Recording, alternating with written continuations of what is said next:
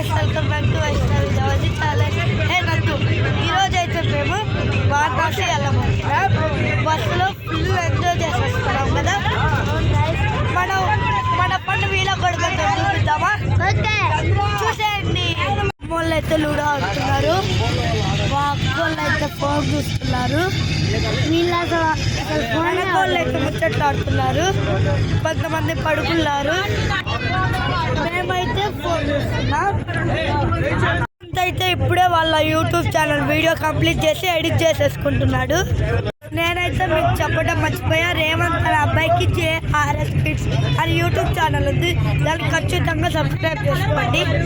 Enjoying ఇలా jokes చేసుకుంటాం guys మేమైతే బస్సులో.